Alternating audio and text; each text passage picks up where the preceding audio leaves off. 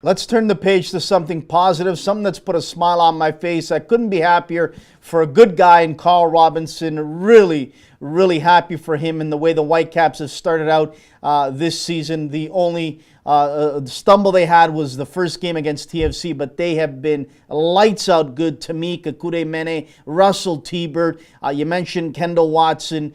David Ousted, to me, has been lights out good. Talk about what is different early on this season that the way things finished off last season in your mind that you see that will not go backwards this time around.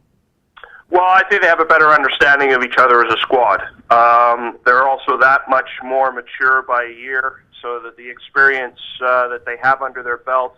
It's interesting how time and again they get talked about the Whitecaps as being a young squad, but I think to say that they're young, therefore they're inexperienced, doesn't really go in hand when you talk about this team of Carl Robinson's. I mean, yes, they've got young players, but they've already got quite a bit under their belt in terms of experience. And one of the things they certainly have under their belt right now, I think, is a very good understanding of each other. What was particularly encouraging on Saturday was how the pieces and the potential of what we know is there in this team started to really show. And certainly needed to against a team like LA, even though LA were not at their best on the weekend. It was really good to see them just, show some of the things that they're capable of doing, being sturdy at the back. This is a team that's very difficult to beat in the air, if you're attacking them in their own box. Everything that seems to come in here gets cleared out by Carl Waston aerially, or it gets plucked out of the air by David Ousted, and that's very good defensive management. For midfield, they've got the potential, if they can continue to improve and maintain discipline of possession, and also closing down the opposition, harrying them, bothering them, not giving them any space and time with the ball, which they certainly did on the weekend to excellent effect. But I think the other thing as well, they've got goal scorers. They've got players in Rivero and Earnshaw that give them a proper finisher, but also someone, particularly in the case of Rivero, that has a very good ability of holding up the ball. And that's so important because if he can hold it up, that few seconds that he can do, so he brings other players into play. They didn't really have that. The kind of player that they had last season was the kind of player that was looking for the ball over the top into space and behind on the back line. They still have those types of players, but their main man is a guy in Rivero that they can play into feet and build attacks from. I mean, it's a team that can still be that still play on the counterattack, and they'll do that to good effect. But they've got that added quality, and that makes them that much more dangerous. And I'm sure it's making a lot of other teams in the league take many notes right now. Simon, when Carl looks on the bench and he sees Earnshaw, Maddox, and he's able to call upon those 1-2 punch, pure finisher guys, that's got to be good to know late in the game if you need a goal or one of your guys needs a break up front. These are the guys to call upon. That's got to feel good to call Earnshaw or Maddox off the bench. It is. I still think they probably know that they've got that certain advantage off the bench.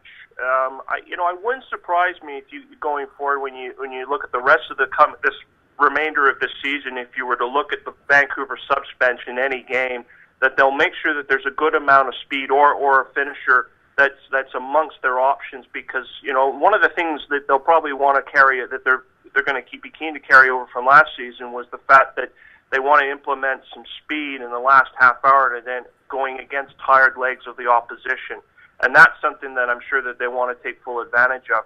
Yeah, but to have those options, you're right, is a huge thing, because there are going to be obviously moments in the season, it could be even tonight, where they're going to need to try and find a way to get a goal and pull a result out, and they've got to have that option there. So to know that they have it, like I said, they had it to probably a certain extent, even though it was probably a little bit more one-dimensional last year.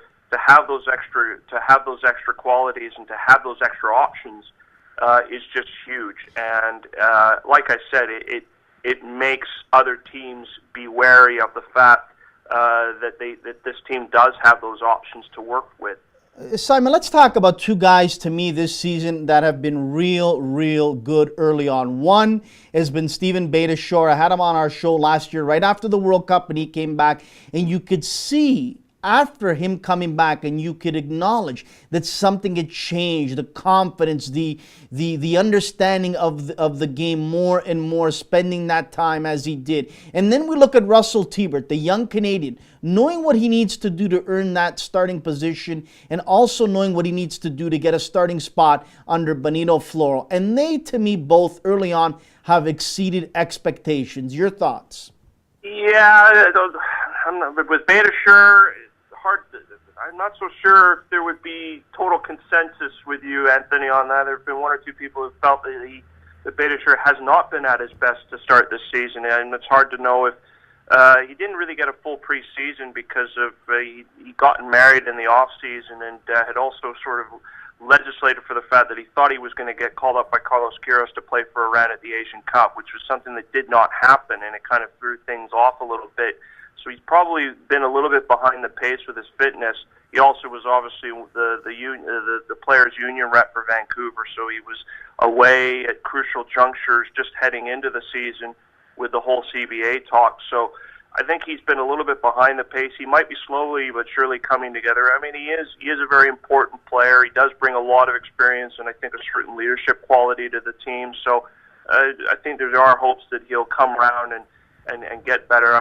But I think he's had a bit of a slow start. As for Russell Teibert, Russell is put in a performance on Saturday that it showed him to be at his best. And the thing that I've noticed with him this year, because there was huge question marks about him being able to land and keep a regular starting 11 position in that midfield, is that he's gone out of his way to sort of say, I'm going to be the one who's going to get picked. I'm going to be start. I'm going to be at the top of the list. And that's really important because he maintains that. It's going to be very difficult for Benito Floro to leave him out of the reckoning with the national team. Floro needs guys that he can select and pick from that are basically getting regular minutes with their club side.